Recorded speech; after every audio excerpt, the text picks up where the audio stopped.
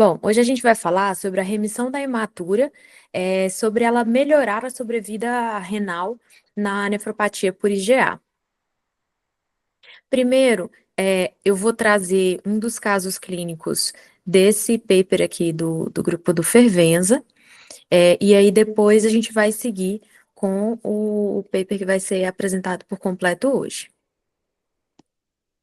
A proteinúria maior que 1 grama, atualmente, é o principal fator indicativo de progressão da doença renal e o principal guia para iniciar a imunossupressão na nefropatia da IgA. As diretrizes do CADIGO, elas já reconheceram o valor do score, do valor prognóstico do score MESH-C para a estratificação de risco de pacientes com nefropatia por IgA, mas concluíram que não tem evidência suficiente para apoiar o seu uso no momento de indicar a imunossupressão desses pacientes. No Código de Glomerulonefrites divulgado em 2021, ele pontuou que o uso da imunossupressão deve ser feito com extrema cautela nesses pacientes. Faltam hoje outros biomarcadores de risco sobre a progressão, para falar para a gente sobre a progressão para a doença renal crônica. E até o momento, o CADICO ele não considera a hematuria útil na avaliação clínica e na escolha do tratamento de pacientes com nefropatia por IgA.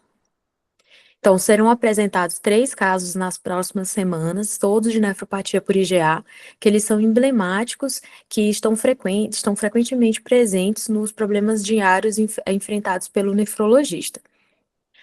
O primeiro caso é de um homem branco de 18 anos que deu entrada no hospital devido a uma síndrome nefrítica. Ele tinha uma creatinina alterada de 1,8 e uma proteinúria de 24 horas de 1,9 em 24 horas.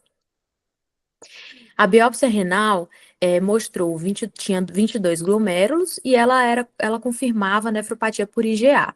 E no score de Oxford, ele pontuava aqui na proliferação mesangial e na hiperproliferação endocapilar. Foi iniciada, então, antiproteinúrica, valsartana em 320 miligramas, com bisoprolol para controle pressórico. Foi obtido um bom controle pressórico com essa combinação. Após 3 meses de tratamento, a creatinina caiu para 1,2 e a proteinúria caiu para 1,4. Tinha um sódio urinário de 70 mEq dia. Devido a essa proteinúria persistente acima de 1 grama, foi optado por iniciar a imunossupressão com metilprednisolona oral por 6 meses, sendo meio grama por dia por 8 semanas, seguido de um desmame que foi feito gradual. 8 meses depois, tinha uma remissão completa da doença, uma creatinina normalizada em 0,9 e uma proteinúria de 0,3 em 24 horas. A valsartana foi mantida, a paciente manteve bom controle pressórico, manteve uma proteinúria controlada, com função renal normal, mas ele sempre tinha uma hematúria, que variou entre 5 e 30 células por campo nos próximos 4 anos. E aí, quando ele já tinha 22 anos, numa consulta de rotina, foi verificado que a proteinúria tinha aumentado para 1,3 grama e a creatinina novamente aumentado para 1,2 grama. A pressão estava bem controlada, nesse momento foi adicionado dapaglifosina, e um mês depois, manteve com proteinúria maior que 1 grama e a creatinina manteve alterada no mesmo patamar praticamente. Foi optado, então, por uma segunda biópsia renal. E aqui, nesse momento, veio a surpresa em que houve pontuação aqui na presença de crescentes. Tinha um total de 35% de crescentes. Sendo assim, foi optado por reiniciar imunossupressão, foi usado o mesmo esquema de metilprednisolona, só que nesse momento foi adicionado também o micofenolato na dose de 2 gramas por dia. E depois de 3 meses, o paciente novamente atingiu função renal normal com creatina de 0,8, uma proteinúria de 0,2 e pela primeira vez nos 4 anos e meio, a hematura negativou. Após 6 meses, ele estava com 4 miligramas de metilprednisolona, os mesmos 2 gramas do micofenolato de mofetila, a valsartana, a dapaglifosina, o laboratório ficou estável, só a hematura que reapareceu, sendo 10 a 20 células por campo. A perspectiva seria de manter esse esquema por pelo menos 12 meses. Iniciando, então, agora a discussão com o nosso artigo principal de hoje. Então, vamos lá, sobre a hematura, melhorar, a remissão da hematura melhorar a sobrevida renal na nefropatia por IgA. A hematura microscópica, acompanhada de proteinúria, ela é a manifestação clínica mais comum da nefropatia por IgA. Uma progressão lenta para a doença renal crônica terminal ainda acontece em uma proporção substancial de pacientes ao longo do tempo. E os principais preditores de risco dessa doença são a hipertensão, a função renal no momento do diagnóstico e a magnitude da proteinúria durante o segmento do paciente. A proteinúria maior que 0,75 a 1 grama por dia atualmente é considerado o maior preditor de progressão de doença renal para a doença renal crônica, né? Por isso, é a base do tratamento, é a base para a indicação ou não de imunossupressão. Mais recente, os estudos têm demonstrado que as lesões histológicas incluídas na classificação de Oxford, que é aquele score MASH, que a gente já falou anteriormente, estão associadas de forma independente com desfechos renais. Episódios de hematura macroscópica é uma das formas de apresentação mais frequentes, acontece principalmente após infecções faringianas. A frequência da hematura macro tende a diminuir com o tempo, e a hematura micro, na maioria das vezes, a hematura micro persiste, podendo desaparecer em alguns pacientes, seja de forma espontânea, seja através de imunossupressão, mas em alguns pacientes ela se torna persistente. A influência da persistência e da magnitude na hematura no risco de doença renal crônica terminal ainda é incerta. Os estudos prévios sobre a importância prognóstica da hematura têm resultados discordantes. Uma limitação muito comum nesses estudos foi que a análise da hematura foi realizada apenas no início da doença ou então em algum momento isolado na evolução desses pacientes. E, além disso, não teve uma quantificação dessa hematura. Portanto, esse estudo ele tem como objetivo, ele vai avaliar a influência da hematura em uma coorte de pacientes com nefropatia por IgA por um longo período de tempo. Esses pacientes tiveram visitas regulares com todos os fatores de risco de progressão de doença analisados, que foram pressão arterial, proteinúria e função renal. Também foi realizada a análise do sedimento urinário, avaliando tanto a presença quanto a magnitude da hematura. Esse monitoramento próximo da hematura permitiu uma análise consistente da influência da hematura na progressão da doença, assim como a interação da hematura com a proteinúria e outros fatores de risco clínicos e histológicos para a progressão. Foram incluídos todos os pacientes com biópsia renal comprovando nefropatia por IgA e ausência de diabetes, doenças hepáticas ou sistêmicas, púrpura de Renox online ou qualquer tipo de nefropatia por IgA secundária. Inicialmente foram selecionados 165 pacientes, já foram excluídos 20 por segmento menor do que 1 ano, 6 evoluíram para a doença renal crônica terminal, 3 morreram e 11 perderam segmento, e após mais 33 foram excluídos por conta de dados incompletos ou perda de segmento, totalizando 112 incluídos. As visitas, elas eram realizadas no intervalo de 3, 6 ou 12 meses. Foram coletadas amostras da primeira urina da manhã para análise do sedimento urinário. Essa coleta foi analisada por enfermeira. A proteinúria foi quantificada com exame de urina de 24 horas. Foram coletados sexo, idade no momento da biópsia, pressão, peso, creatinina, taxa de filtração glomerular, colesterol, proteínas totais, albumina, proteinúria de 24 horas e hematúria. E foram anotados o que o paciente estava em uso: antipertensivo, inibidor do sistema renina-angiotensina, corticoide e outros imunossupressores. As biópsias foram reavaliadas por um nefropatologista e as lesões pontuadas de acordo com a classificação de Oxford.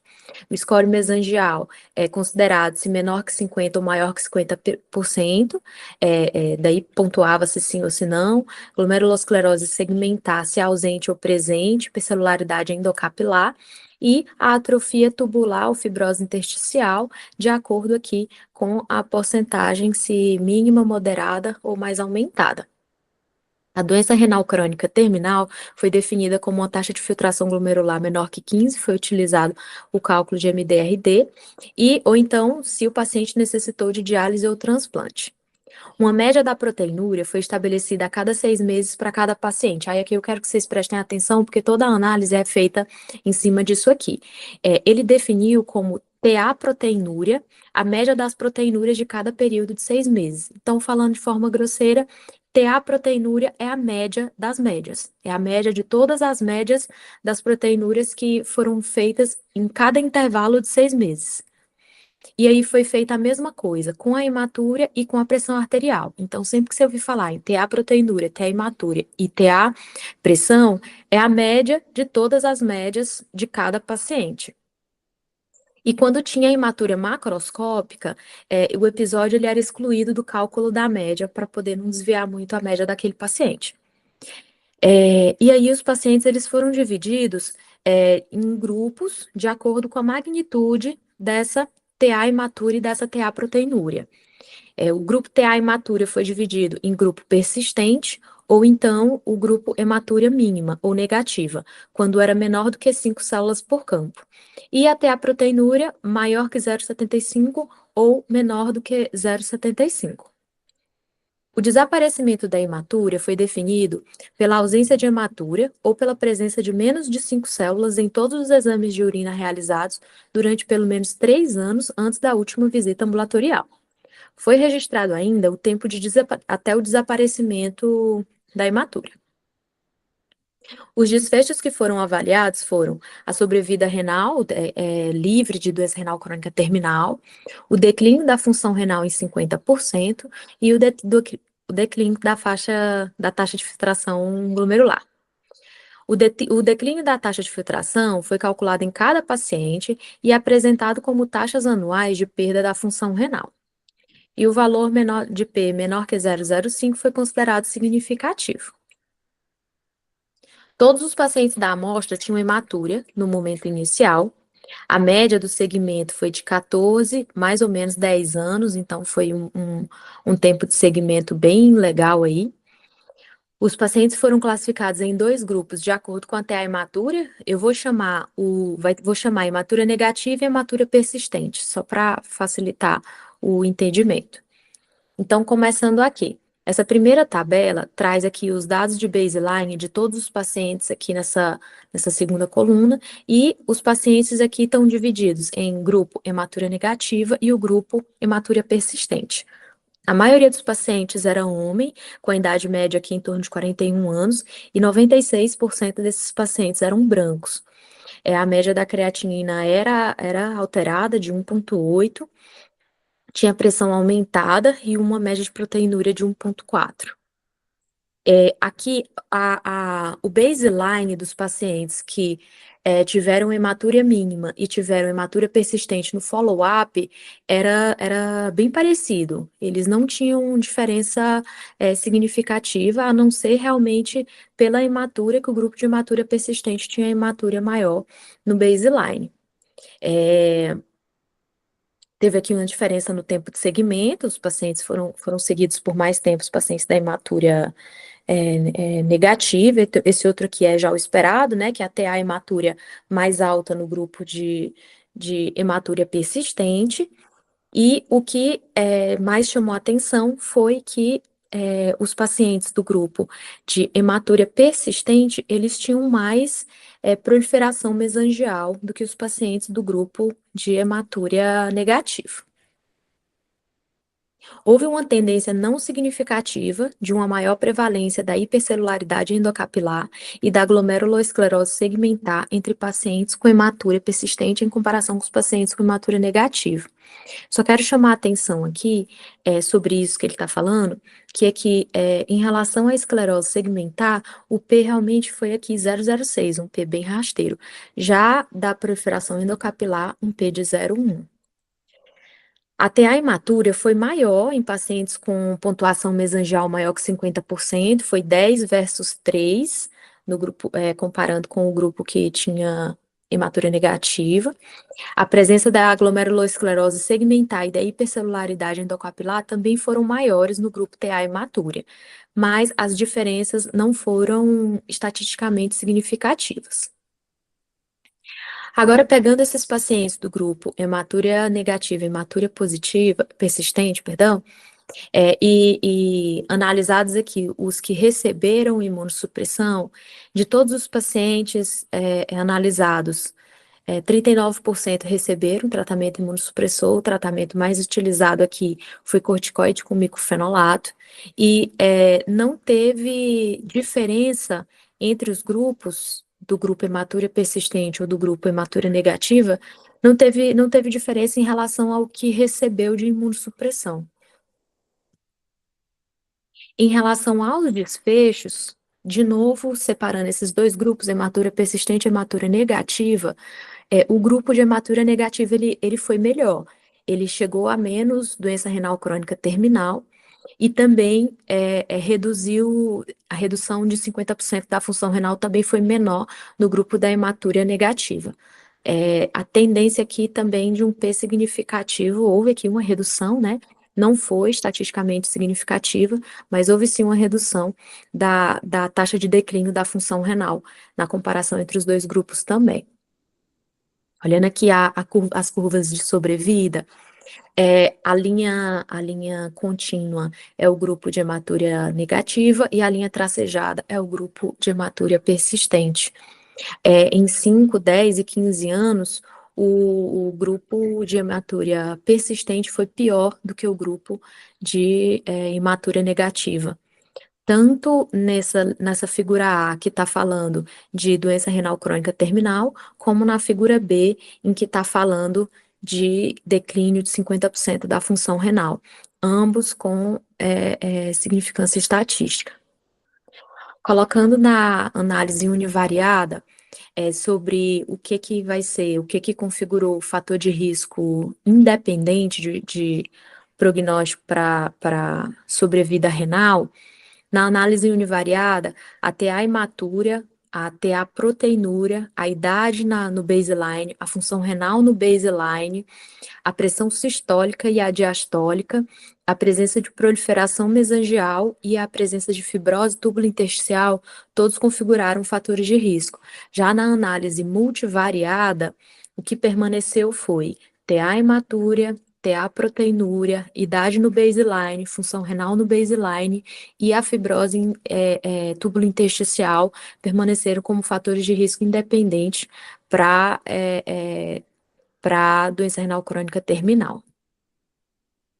A hematúria, ela desapareceu em 46% dos pacientes. 44 pertenciam ao grupo de hematúria negativa e 8 pertenciam ao grupo persistente, ou seja, o grupo de hematúria persistente quase não desapareceu. O tempo médio para atingir a remissão da hematúria foi pertinho aí de 6 anos. E considerando o desaparecimento da hematúria, o que se percebeu foi que a taxa do declínio da função renal, depois que a hematúria desapareceu, ela caiu drasticamente, aqui de um declínio de 6,4 ml minuto por ano para 0,18. Então, com o desaparecimento da hematúria, a taxa do declínio da função renal caiu bastante. Em pacientes que receberam imunossupressores, até a hematúria diminuiu significativamente de 36 células para 3 células por campo após o tratamento. Houve uma tendência não significativa de um tempo médio mais curto para atingir essa remissão de hematúria entre os pacientes que receberam imunossupressão comparado aos pacientes não tratados, mas deve-se considerar que os medicamentos foram administrados em diferentes momentos da evolução do paciente. E a análise de Kaplan-Meier da probabilidade de remissão de hematúria mostrou um tempo mais curto para atingir a remissão de hematúria entre os tratados comparado com os não tratados, mas com um P não significativo. Agora colocando também na curva de sobrevida, só que agora os pacientes com proteinúria negativa e proteinúria persistente, estou falando isso lembrando, a proteinúria maior ou menor do que 0,75. O paciente que tinha uma proteinúria mais aumentada, ele foi também pior em relação à doença renal crônica terminal, com P significativo. Isso aqui foi interessante, eles separaram em 4 grupos. Eles mesclaram hematúria persistente, hematúria negativa, proteinúria alta e proteinúria baixa. E o que eles observaram foi que o único grupo que se destacou assim dos outros para pior foi o grupo que tinha tanto proteinúria mais alta como hematúria persistente. Esse grupo foi pior do que todos os outros 3 grupos e não teve diferença estatística entre esses outros 3 grupos. Mesmo o grupo que tinha proteinúria mais alta, mas que tinha hematúria negativa, esse grupo foi igual aos outros. O que realmente mais fez diferença foi o grupo que tinha ambos positivos. Pegando então só esse grupo, o grupo que tem a proteinúria maior que 0,75 e uma hematúria persistente, comparando aqui com todos os outros pacientes, pegou só aquele grupo e comparou com o resto dos pacientes dos outros 3 grupos, o que se percebe foi uma pressão diastólica um pouco mais aumentada nesse grupo. Eram pacientes com a TA proteinúria e TA hematúria mais alta, afinal, é isso que define o grupo, né? De novo aqui aparece a proliferação mesangial, esse grupo que foi pior, ele tinha mais proliferação mesangial, e esse grupo foi pior nos 3 desfechos, doença renal crônica terminal, declínio de 50% da função renal e o declínio da taxa de função renal anual. Só chamando a atenção aqui para uma tendência de uma proteinúria no baseline mais aumentada nesse grupo pior, que era proteinúria mais alta e hematúria persistente, mas com um P não significativo. E da mesma forma, mas no follow-up, não no baseline, a média da pressão, a TA, pressão arterial, também com tendência mas não significativo. Agora, falando sobre a influência do tratamento imunossupressor nos desfechos, nesse mesmo grupo de pacientes que foi pior. Esse grupo pior, proteinúria alta e hematúria persistente, era um total de 21 pacientes. Desses 21, 8 foram tratados com imunossupressor e 13 não foram tratados. Não teve diferença nos desfechos, tá? Em relação aos tratados e os não tratados. Percebeu-se aqui que a proteinúria no baseline dos que foram tratados era mais aumentada, mas não tinha significância estatística. E o que se percebeu foi que houve uma redução aqui da TA proteinúria e da TA hematúria antes e depois do tratamento. Aqui a hematúria caiu de 75 para 12 e a proteinúria de 2,9 para 1. E isso aqui teve P significativo, tá? Também teve queda aqui da taxa de declínio da função renal, mas esse aqui da taxa de declínio já não foi com P significativo. Mas em relação aos desfechos em si, que são esses 3 P's aqui, não teve diferença entre os grupos tratado ou não tratado. Os autores sugerem que a magnitude e a persistência da hematúria durante o acompanhamento, pessoal, esse cachorro que está latindo não é o meu, tá? Sugerem que a magnitude e a persistência da hematúria durante o acompanhamento tem influência na progressão da doença em pacientes com nefropatia por IgA. A probabilidade de doença renal crônica terminal ou de um declínio de função renal de 50% ao longo do tempo foi significativamente maior naqueles pacientes com hematúria persistente em comparação com pacientes com hematúria mínima durante o acompanhamento. Em quase metade dos pacientes, a hematúria desapareceu ao longo do acompanhamento e percebeu-se uma desaceleração significativa na taxa de perda da função renal depois que houve esse desaparecimento da hematúria.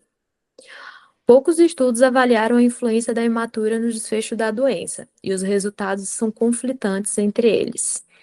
Ao final do segmento, 17% estava em doença renal crônica terminal, e essa taxa é similar às outras cortes europeias.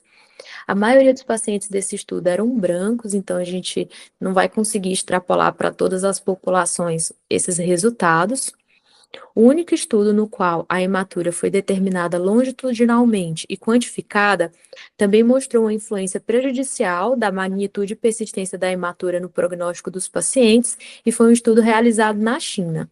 Esse estudo não tinha biópsia, não tinha análise da biópsia.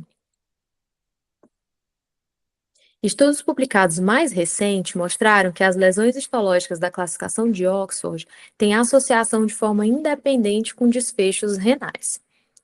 Esse estudo encontrou uma associação significativa entre a TA imatura e hipercelularidade mesangial, bem como uma relação quase significativa entre TA imatura e a presença da hipercelularidade endocapilar e glomerulosclerose segmentar. Aqui eu chamo a atenção para aquele P que eu até voltei para mostrar para vocês, que o da hipercelularidade endocapilar estava de 0,1 e da esclerose segmentar 0,06. E aí questiona-se se a hematúria é um biomarcador de severidade de atividade histológica. Existem estudos que demonstram que a hematúria induz um efeito citotóxico direto nas células tubulares por meio do estresse oxidativo causado pela hemoglobina e pelo ferro liberados pelos eritrócitos rompidos no túbulo renal. Esse dano induzido pela hematúria pode não ser exclusivo da nefropatia por IgA e também pode contribuir para a progressão de outras doenças renais que também tenham hematúria. Mas até o momento, as recomendações terapêuticas se baseiam apenas na proteinúria. Concordando com os outros estudos, a proteinúria maior que 0,75 foi um fator de risco independente para a progressão de doença renal. E quando combinados os dados de hematúria e proteinúria, apenas o grupo com proteinúria mais alta e hematúria persistente, perdão ali a palavra, teve pior prognóstico. Os efeitos deletérios da proteinúria, eles já são bem conhecidos e é possível que tenha um efeito sinérgico com o efeito deletério da hematúria falado no slide anterior. De acordo com os dados deste estudo, apenas os pacientes com persistência de proteinúria associada à persistência da hematúria devem ser tratados com imunossupressão. Estudos prospectivos nos quais a presença e a quantidade de hematúria são avaliados no início do estudo são necessários para demonstrar que a redução ou desaparecimento da hematúria tem um efeito favorável nos desfechos. Não considerar a magnitude da hematúria em pacientes recrutados para ensaios prospectivos sobre a nefropatia por IgA pode ter distorcido parcialmente os resultados. E esse estudo tem algumas limitações, é um estudo retrospectivo com um número relativamente pequeno de pacientes. Apesar disso, é uma corte bem caracterizada de pacientes com nefropatia por IgA, com dados histológicos e classificação de Oxford analisados, revisados por nefropatologista, além de ter tido a hematúria quantificada. Por fim, esse estudo, então, conclui que mostra a remissão da hematúria tem um efeito significativamente favorável na progressão da nefropatia por IgA, enquanto sua persistência em quantidades significativas é um fator de risco independente para a perda de função renal. De acordo com esses dados, pacientes com proteinúria e hematúria persistente são aqueles de risco para progressão para DRC. É sugerido que esses achados sejam levados em conta na decisão do tratamento e no delineamento de estudos prospectivos terapêuticos. Voltando então para o caso clínico em que tinha aquele paciente jovem de 18 anos, foi biopsiado primeira vez, nefropatia por IgA, tratou, melhorou, 4 anos depois, recidiva, nova biópsia, tinha crescente, é um paciente que permaneceu hematúrico durante os 4 anos em que estava sendo seguido. Teve ali um momento em que melhorou a hematúria com o micofenolato e depois de alguns meses voltou a hematúria. Após a primeira biópsia, foram seguidas as orientações de tratamento do CADIGO e foi atingido o alvo de proteína e função renal. Entretanto, 4 anos e meio depois, o paciente teve recidiva, as medidas de nefroproteção foram insuficientes. Naquele momento, deveria ser reiniciada a imunossupressão. O paciente primeiro foi biopsiado, foram mostradas lesões inflamatórias ativas associadas com alto risco de progressão clínica. Apesar disso, era um paciente que estava com a creatinina praticamente inalterada, era 1,2 a creatinina do paciente, e era uma proteinúria de 1,3, não tão alta assim. E aí, depois do novo ciclo de imunossupressão, teve uma resposta satisfatória. Ele ressalta a importância de considerar a repetição da biópsia quando há recidiva, independente dos níveis de creatinina e proteinúria, porque pode haver a dissociação clínico-histológica. Além disso, a hematúria ela não resolveu até a adição do micofenolato de mofetila ao corticoide. E é isso, pessoal. Muito bom, Mari. Parabéns aí pela apresentação. E aí vamos para a discussão, né? Quem quer começar aí a Posso falar, falar? chefe? Pode, Nath. Manda aí. Mari, eu fiquei com uma dúvida porque assim, eles falam da hematúria e tal, mas eles citam aquela mesma coisa que a gente já está acostumado, que assim, a gente vai intervir com base na proteinúria, assim, como se fosse tipo um red flag, assim, a gente chamar atenção, mas a intervenção vem com a proteinúria, isso não mudou, correto? Correto. Você está falando, mas você está falando em relação à discussão do caso ou em relação ao artigo da Imature? Não, não, em geral, assim, tem a discussão da hematúria, eles falam que realmente tiveram pior prognóstico, mas na prática mesmo, a gente, assim, vai talvez ter um pouco mais de cuidado com esses pacientes, mas na prática não vai mudar a nossa intervenção, correto? Ou não? Isso, a única coisa que ele sugere é considerar a hematúria como um marcador de pior prognóstico, e se tiver a hematúria associada com a proteinúria de forma persistente, pensar que esse é um paciente que pode evoluir pior. Eu não vejo ele falando para você considerar só a hematúria para usar imunossupressão. Eu entendo como ele colocando a hematúria como um biomarcador de lesão, de severidade, como ele mesmo colocou, e pensar que é um paciente que vai pior. Não teve diferença Entendi, no porque essa paciente questão da que hematúria, assim, da época tratou da ou minha não tratou. residência, eu lembro que, assim, umas horas a hematúria era com um mau prognóstico, depois caiu por terra, depois volta, era um pouco, tinha uma certa discussão. Agora ele deixou mais claro, querendo dizer que realmente é algo que provavelmente leva a um pior prognóstico, que tem algo, Isso, sei lá, alguma coisa acontecendo que vai levar a um pior prognóstico. Mas que na prática, assim, não, ainda não muda pra gente. Antes era um cutoff só de 1 grama, agora 750 miligramas, para a gente ficar mais atento em relação a essa proteinúria. É isso, né? Assim que eu entendi. isso que eu entendi também. O que eu vejo que ele quer mudar é o fato de trazer a hematúria, dar um pouco mais de importância prognóstica para a hematúria. E realmente é como ele fala, os dados anteriores são todos bem conflitantes. Não dava para realmente falar sobre isso. Aí, assim, para dizer que você tem que limpar a hematúria para esse paciente evoluir melhor, aí só com os prospectivos mesmo, que é o que ele sugere que sejam feitos. Tá, que é aquela mesma discussão ainda que a gente existe já há algum tempo, mas que agora está atendendo mais essa questão de realmente é um fator de pior prognóstico. É isso, né? Isso é o que ele quer trazer. É mais assim, Nath, o Cadigo, que vai sair ainda de GA, mas foi liberado aquele rascunho, né, para as pessoas comentarem, ele não traz hematúria ainda. Naquele score prognóstico que tem, que a gente faz as continhas, ainda não tem hematúria, tá? E o que vai fazer diferente, na verdade, se passar esse novo cadigo, é que a proteinúria exigida vai ser menor que 0,5, vai ser mais baixa, e não 0,75. Mas ele ainda está sobre votação, etc, etc, tá? Então, a Sá vai comentar um pouquinho, depois a gente volta. Fala aí, Sá. Oi, gente. Na verdade, eu fico com uma dúvida, às vezes, quando eu vejo essa discussão da hematúria como prognóstico, quando a gente olha para os estudos que tiveram análise da biópsia, né, que traz aí esse estudo que a Mari apresentou, e teve um outro que a gente apresentou também, que trouxe análise histológica, o M1, né, a presença da hipersolaridade mesangial e tudo, ela vem como uma relação forte com essa hematúria. E a gente não sabe ainda esse significado, né? Porque a hematúria pode ter várias origens, né? Assim, a princípio. É, tem, né, por exemplo, na nefrite lúpica, a gente vê a lesão da alça capilar relacionada com inflamação bem evidente. Já em outras doenças, por exemplo, doença de membrana fina, a gente tem uma hematúria que assim, é ocasional, algum defeito pequeno em uma parte da membrana relacionada, não é uma ruptura de alça, nada, não tem uma inflamação. Então, o significado da hipersolaridade mesangial relacionada à hematura ainda me chama um pouco a atenção.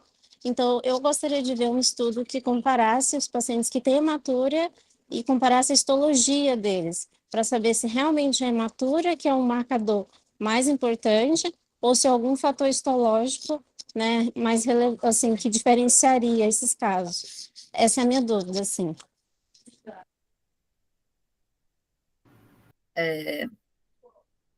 Isso, vamos lá, assim, a gente sabe que a proteinúria, para qualquer doença renal crônica, a gente combate, entre outras coisas, porque a gente sabe da toxicidade tubular, né?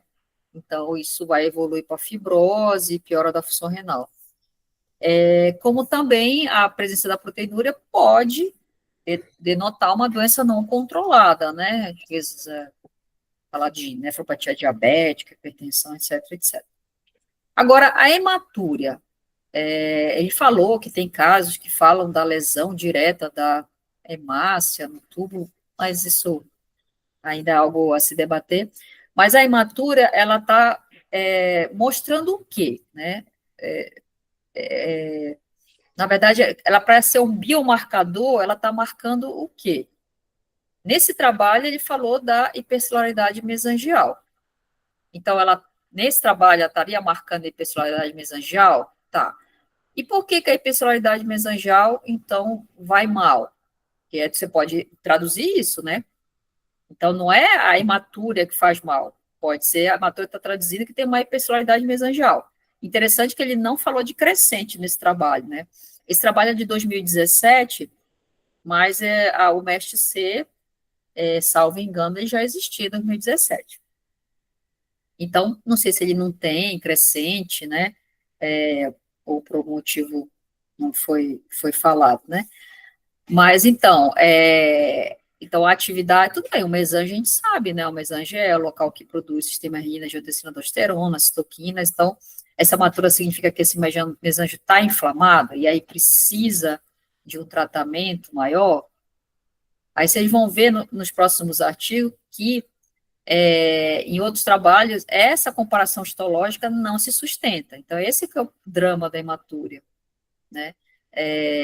Não tem um aparecimento de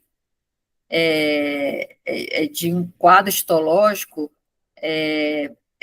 similar para todo mundo. Diferente, por exemplo, vamos supor, de uma atividade de nefrite lúpica, está com hematúria. Se fizer uma biópsia, você vai ter lá ou proliferação endocapilar, ou crescente, você tem um marcador, essa hematúria está traduzindo aquela inflamação. No caso de uma vasculite ANCA, então vai traduzir crescente celular, etc. Agora, na IgA, essa hematúria está traduzindo o quê? Nesse artigo, hipercelularidade mesangial. Vamos ver nos próximos, né? Agora, o que eu acho muito, entre aspas, engraçado, né, no povo aí, é que a gente fica obedecendo o CADIGO, né? Você vê, por exemplo, a gente não usa micofenolato de rotina porque está no CADIGO, que é só chinês, foi, né, blá, blá, blá. Mas você vê, ó, esse artigo é do Manuel Praga, da Espanha, só branco. Você vê um monte de gente tomando micofenolato, 2017. O Fervenza passa um caso clínico que ele dá micofenolato. Então, às vezes eu acho que a gente segue de forma muito rígida o CADIGO, né? O pessoal ali, são mais, sei lá, autônomos. Não sei se vocês querem comentar mais alguma coisa em cima. Fê, aproveitando essa questão que a senhora está falando de tratamento, né, assim, eu tenho visto cada vez mais a população um pouco mais velha, assim, com IgA, eu não sei se é porque onde eu trabalho talvez tenha mais 40, 50 anos, não só aqueles super jovens que, assim, eu via na época da Hospital Escola. E nesse grupo eu vejo pacientes com sobrepeso, obesidade, diabetes e tudo isso, né? E eu tenho usado como primeira escolha o micofenolato com dose baixa de corticoide, não o corticoide em si. Agora, só micofenolato eu nunca utilizei, só com dose baixa. E tem alguns pacientes que são, às vezes, super obesos ou diabéticos insulino-dependentes, que eu tento, obviamente, perda de peso, mudança de vida, tudo isso, mas é complicado, né? Assim, na prática não é tão simples. A senhora usaria só micofenolato sem uma dose baixa de corticoide? Sim, saiu, você vê isso, né? Uhum, O pessoal está usando corticoide de micofenolato baseado num estudo chinês. Aí sim, saiu outro estudo só usando micofenolato, que ele tem um pouquinho de cada um, mas óbvio que sempre vai mais a população asiática, ele usa só micofenolato, com certa forma boa resposta. É um estudo? Mas e daí? O micofenolato com corticoide é um estudo também, né? Então, assim, eu usaria, eu tentaria. tá. Numa Porque assim, na concentração prática, eu absoluta, até tentei e funcionou só o micofenolato, porque tem um paciente que desenvolveu psicose e era dose bem baixa de corticoide, e assim, entre não dar nada e dar só micofenolato, e já estava com sim. todo o resto otimizado, e foi só com micofenolato. A minha dúvida, doutora, é que o período, né? Porque na IJA a gente vê, enquanto tá usando imunossupressão, tá belezinha, mas é aquela coisa, tira, passa 1, 2 anos, volta. E assim, a senhora tiraria por quanto tempo? Eu fico com muito medo, assim, sabe, esse tempo de manutenção, porque não é um período longo, mas vira e mexe a gente tira, passa 6 meses, 1 ano, aquele negócio volta, assim. Então, não sei, é uma dúvida que eu tenho na prática, aproveitando que a gente tá discutindo. Não, por enquanto, todos os tratamentos que a gente tem disponível, quando você tira, volta, né? É, não são 100% dos pacientes, mas uma gama de pacientes vai voltar. A gente não sabe ainda quem vai voltar, mas se você dá o corticoide, que é esquema de 6 meses, quando você tira, os pacientes vão recidivar. O trabalho da budesonida, quando os chineses fizeram a análise da parte deles, que eles seguiram por mais tempo, quando parou a budesonida, estava voltando a proteína de novo, né? Então, sim, grande chance de quando você tirar o micofenolato, algumas pessoas irão voltar, né? O tempo de uso de micofenolato, assim, extrapolando para outras glomerulopatias primárias, a gente usa 1 ano, mas extrapolando em lúpus, você usa 3, 5 anos. Aí se você acha que o paciente já tem um ADRC por causa da IgA e você não queria que ele recidivasse, tem algum medo, e não está tendo leucopenia, nada disso, você vai mantendo o micofenolato aí por um tempo, né, na dose de 2 gramas dia, e aí você pode levar aí, se você quiser, seus 3 anos, baseados em lúpus, mas isso é tudo, assim, opinião, né? Mas você vê que de opinião em opinião o pessoal vai usando o micofenolato, inclusive os Não, doutora, grandes, né? essa é a questão, porque glomérulo é basicamente opinião, porque as Exato. informações que a gente tem concreta e o nível de evidência é complicado, então é exatamente isso Está que eu queria, melhorando, opinião. está Estamos melhorando, melhorando, sim. mas ainda temos bastante, ainda opinião, vivência, etc., né? Obrigada, Doutora, senhora. tá tendo algum estudo no HC de alguma dessas drogas novas da IGA? Estava tendo essas coisas assim de pitacopan, esses bloqueadores assim de complemento, né? Estava tendo. Mas assim, quando na próxima semana que a gente vai discutir o outro caso clínico do Fevenza em um outro artigo, aí vocês vão prestar atenção na histologia também, né? Eu acho que outro artigo é um artigo de histologia, o último que acho que é só revisão, se não me engano.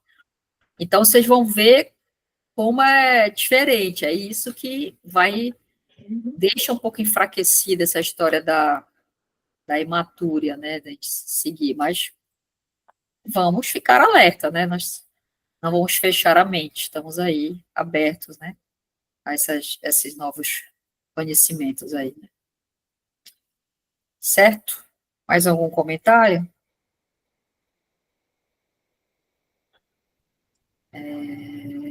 Bom, então, semana que vem tudo certo, então, para a sequência? Já foi distribuído alguma coisa? Sim, acho que sou Ah, eu, depois da Mari, né? tá bom. Então, aí a gente vai ver como é que vamos comparar com o de hoje, e vamos ver como é que a gente pode raciocinar, né, em cima da nossa prática clínica. Certo, pessoal? Então, obrigada pela participação de todos e até semana que vem. Obrigada, Mari, pela apresentação.